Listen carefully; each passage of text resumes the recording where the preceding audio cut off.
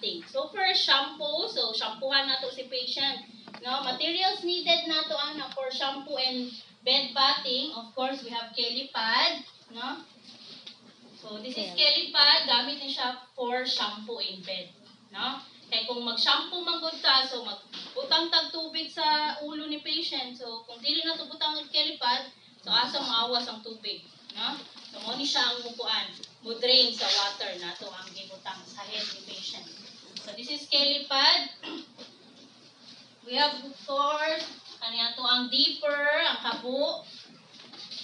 Then we have paper to protect the floor, mo na to ang i-cover. Then we have pail, no? Pail with water ni siya, so dili magikan ang tubig. So ang tubig na to ana is aning 43 to 46 degree, no? Kay kung ano man gud siya, bed bathing, dali siya magbugnaw ang tubig. So ang atong i-prepare init-init, no? Init siya. Naka-init. Naka-temperature na. Then we have kaning ato ang washcloth, no?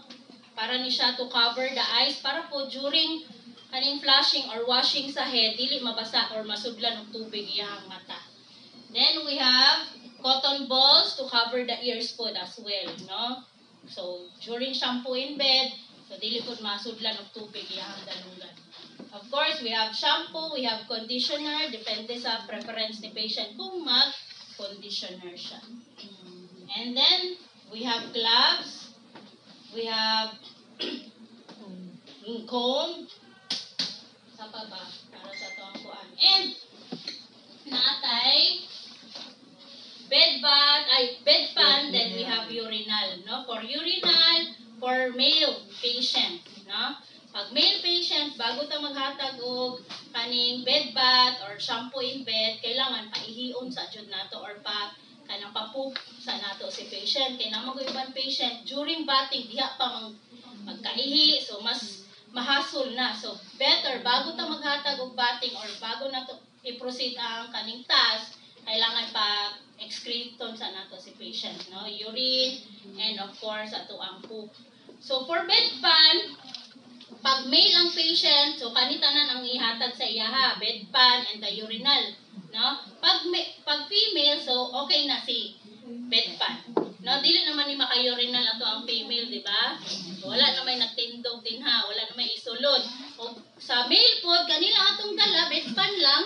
So sa may tabo sa iyahang kuan, no? Sa iyahang penny. So ang ihi flushing. No? So, better pag male, kailangan na ay urinal, then bedpan. Then, pag female, bedpan lang. Kasi matingala po na to ang female. Para asa mo na, ma'am? Asa na ibutang? No? So, yun. Muna to ang pantayan. Then, of course, we have towel. No? At least 4 to 5 towels ang i-prepare. No? Para later sa bathing ni patient. Then, of course, ang iyahang extra gown, no? Para may lisan po nato si patient. Then we have basin. So, ang water nasa basin, then naapot sa pail. Na-water na siya. Okay? So, every now and then, gina-change ang water. No? Kaya again, magbugnaw magud ang tubig. No? Sa room temperature. So, gina-change yun na siya warm water. Okay? So, assuming na lang later na nag-change ta. Then, ang washcloth na to is duha ka buok para later po sa iyahang body. No? Kay, again, cover man sa iyahang eyes. Then, ang isa ka towel is for sa body na niya. Then, we have bath towel, no? To change the top sheet. Kana iyang habol, i-change man na nato. No? Kambyuhan nato na para di siya mabasa. And then, rubber sheet. No? To protect the bottom sheet para maprotektahan na dili mabasa po ng iyahang linen, no? During bathing. Yan. Ano to ang mga gamit for bathing. So to start with, kailangan mag hand washing, then mag-put on gloves, then explain the procedure to your patient. No, kailangan i-introduce nimo imong self, explain nimo kung anong naa ka dito, kung sa imong buhaton kay patient para maka-promote ta or maka ano ta kay patient maka-get ta og cooperation, no? Pag once man go dili na to ma-explain ang procedure o ang task, so maglisod ta. Dili siya mo cooperate, no? So better explain then always i-maintain jud ang privacy ni patient. Like for example sa bathing or changing diaper, no, ma-expose man jud ang private part. So dapat i-screen na to, no? It's either i-close na to ang door or ang curtain, no? Mag-kuantag curtain labi na pag ang setup is ward type, no? Kung ward type ka na, kailangan naka-screen jud si patient. Kung room, so ay close lang ang door. Not necessary i-lock pod, no? Kay basig matingala pod ang ato ang mga coworker nganong nang lock mo ni siya, no? So i-close lang para at least ma-maintain ang privacy sa ato ang patient. Okay? So, explain the procedure to your patient. Then again, assemble all the equipment needed para within reach na lang ato ang mga necessary or ato ang mga equipment, no, materials na kailangan sa ato ang pagpaligo kay patient. Then, so nag-wash hands na ta, put on gloves. Katong surgical gloves lang enough na. Dili man siya necessary katong kuan jud siya, sterile gloves. So once done, so tanggalon na to, no, remove the pillow para ma-change na to or mabutangan na to og rubber sheet. No? Good morning, ma'am. Ako ang change ang paan.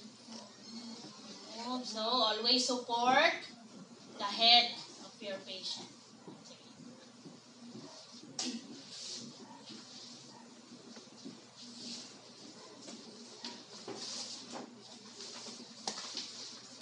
Rubber sheet, again, to protect the linen of your patient.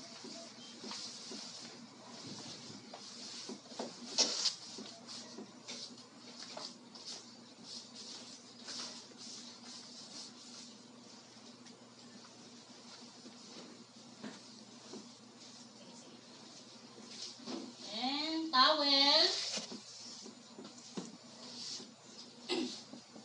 Para dili po direct sa skin ni patient si rubber sheet. And then later, natin magamit to wipe or to pat dry ang iyahang hair.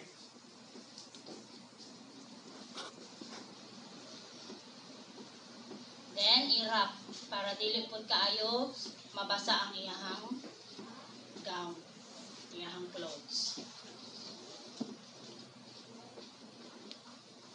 Then, after ang helipad na, so dapat ang edge sa ato ang helipad is directly sa ato ang pail, no? Para ang drainage, ang water, diretso po sa ato ang balde. Dili siya mag-agi sa kuan. Sa ato ang floor. Hindi ka magpapagod. Ano ito? Padaos-usan.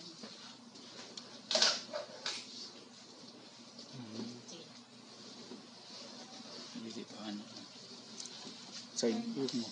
Hindi na ko pa ang kailangan patikilin. Kuanan dyan yung mga patient sa puntahan kay Tugo na siyang liho.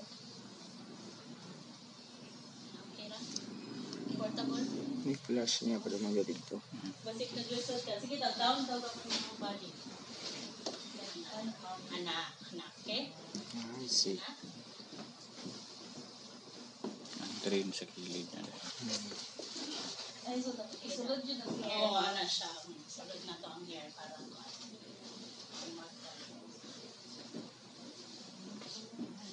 okay na. Eh, na, okay na ka?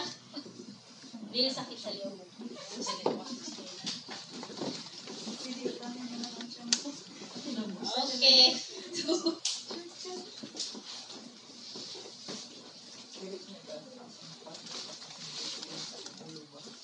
Dapat ang patient ko operate yun ba no?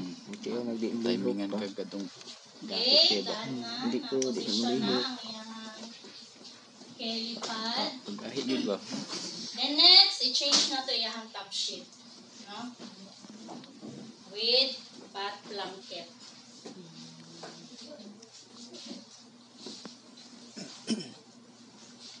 Para diretso na ito. Pag mag-shampoo, mag-bathing sa kay patient. So Always provide privacy, dili diretson og tanggal ang top sheet.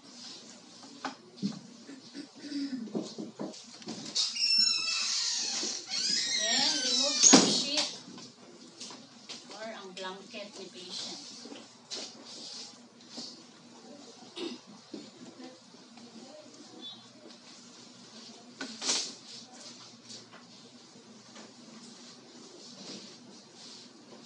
Pag-remove sa top sheet, kailangan naka-roll inside or downward ang pag-roll. No, kaya syempre, kay mo man ang contact ni patient. No, kung baliktad na to ang pagkuan, outward, so ang contact ni patient, pwede po possible ma-contact na to. No, so, opposite way siya. Inward siya or downward. So, dili po siya paliton og tanggal kay ang infection po magkalat po sa hangin.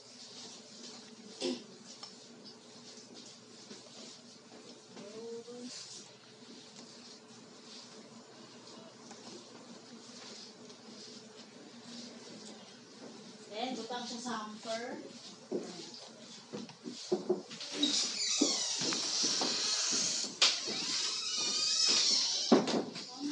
Or laundry basket.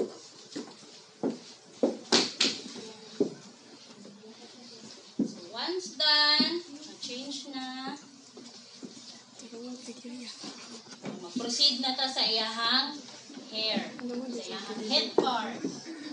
Now, to start with, kailangan i-comb sa nato iyahang hair to remove tangles para later pag shampoo, dili na siya kaning nakabuhol-buhol ang iyahang hair. No? So, assuming i-brush na to siya. Assuming lang ha. So, during demonstration, assuming lang to. Okay, mas kinsa naman kung nagamit aning sudlay. Respect po sa inyong partner. So, assuming brush, then towel, na i-cover ang eyes ni patient. Cover na. Then, cotton balls. Check gyapon ba? Get at least 2 cotton balls, no? Para makaviran ang ears ni patient. Yan ang phone, ma'am. So, assuming na lang, no? Assuming na lang, na-cover na yan ears, dili na lang sa side natin ibutang. Okay? So, once done, pwede na ito mag-start washing hair of your patient. So, water, then flush it. Wash. So, after mawet ang iyahang hair, so same shampoo, no? Do not gihapon put directly ang shampoo sa scalp ni patient. So, sa palm lang, same sa infant bathing. Then rub. Then, again, don't dig. So, meaning sa dig, dili na to kanang, yes, gamiton og kuko ang iyahang scalp. So, instead sa nail, kanya itong fingertip, ato ang gamiton na lang. No? Para at least ma-massage, di ba? Ato ang purpose man gud aning maghatag ka og bathing to facilitate circulation. No? Kaya dili na ba yan na nagalihok ato ang patient?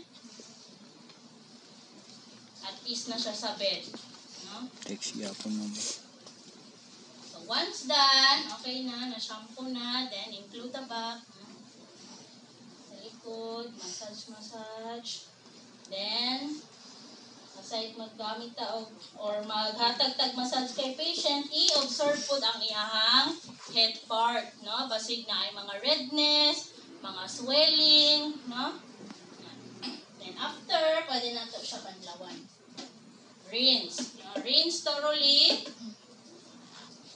Rinse. After rinsing, naguman og rinse, ma'am, mag-apply ka og conditioner. Yes. So, mag-apply conditioner, so ato asa siyang i-squeeze, no, para ma-remove ang excess water. Then, apply conditioner. Slowly. Same gihapon, no? Using our fingertip. Massage. then hangtod sa edge sa iyahang hair. So once done, so i-rinse gyapon na to. Rinse. Rinse. After rinsing, so we're done with the hair. So i-remove na to si Kelly pad. Down. Going sa pail. Para dili pod magkalat ang iyang water. Sige ma'am. Then remove the washcloth, no, upward para pat dry na to ang iyang forehead. Then after that, i-wrap na ta. Tanggalon na to sa iyang cover. Anyway, sige na lang. So remove tong plug or katong ear plug sa iyang or cotton balls sa iyang ears. Then wrap. Then wrap ang hair ni patient. Pat dry lang. Pat dry. So kung basa na kayo iyang towel, so pwede na to i-change og another new towel. So assuming na lang i-change na to siya. So i-wrap lang, maintain lang na i-wrap para mag-dry jud total yung iyang hair. Kung naay available na hair dryer, so pwede ta mag-hair dryer.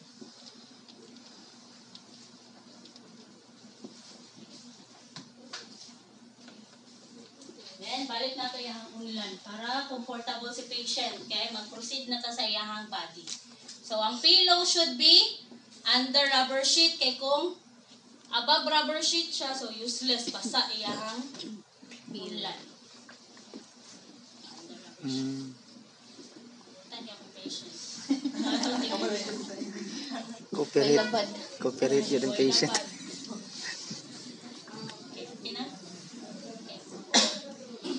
Okay. So, we're done with the head. So, proceed ta sa face ni patient. So, sa face, so using our washcloth, no? So, washcloth, so i-ask na to ang preference ni patient kung gusto ba niya sabunan ang iyang face, no?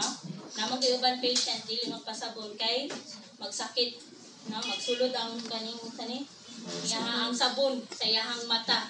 So, sa imong gusto ma'am, with soap or water lang ta sa imong face.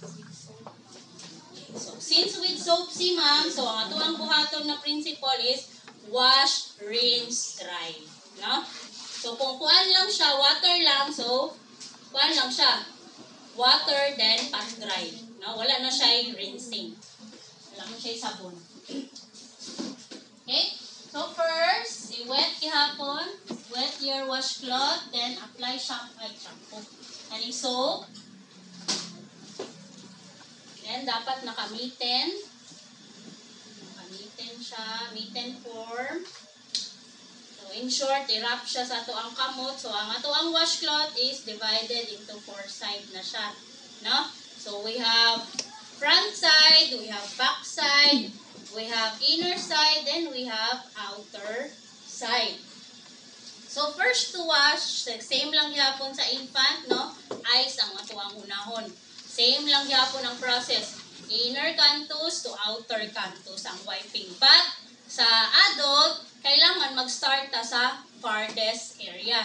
Kaya kung mag-start magud ta sa nearest area, so naay possibility na pwede siya magtulo diri sa ato ang nalimpyuhan na, no? So better ang principle jud pag cleaning or washing ato ang patient or bathing is always jud ta mag-start sa farthest area para dili ma-contaminate ang kaning ato ang nearest area. Okay? So to start with, mag-start ta sa iyang eyes. So, depende kung sa inyo prefer, basta divided into 4 na siya. Kaya again, ang principle, dili na to i-transfer ang infection dito sa pikas niya na side. No? O bitaw, same sa infant bathing, di ba? Mag-change ta every now and then og cotton balls. No? So, since dili naman ni infant ato ang patient, so dili na ta necessary magamit og katong cotton balls. Washcloth is enough na para mag-wash sa iyahang body. So again sa eyes, so from inner canthus to outer canthus, then another side, inner canthus to outer canthus. So since we use already ang back side, then the front side sa washcloth, so ang kaning inner side and outer side na po nato ang gamiton. No, kay kung balik-balikon man gud nato ang gigamit diri balik. So na-transfer lang ang ugaw or ang bacteria infection sa PICAS side. So again, inner to outer canthus, then inner to outer canthus, then after that same, no?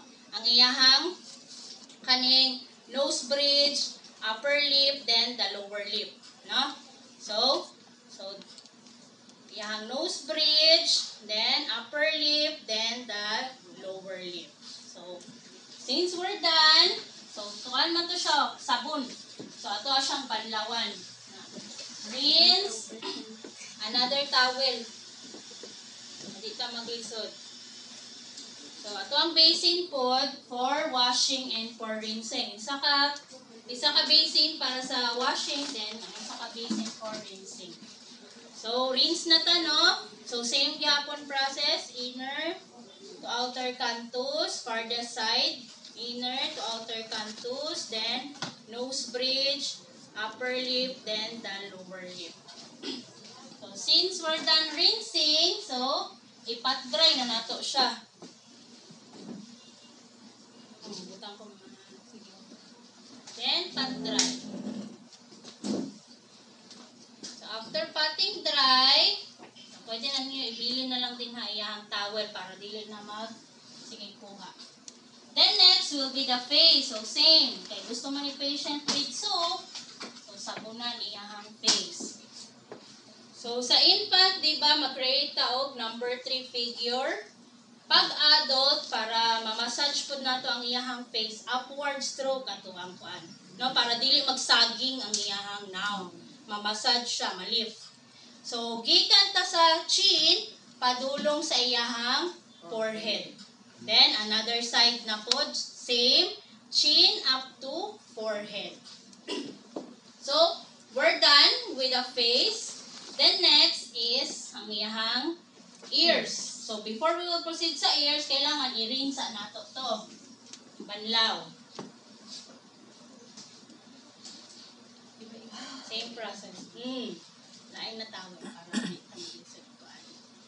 So banlaw na. So same nga po, no? Chin up to forehead, then chin up to forehead. So, since done rinsing, so pat dry na po ta. Pat. Then next will be ears. So, ears with soap. Sa ears, dili na ta mag-create og mitten.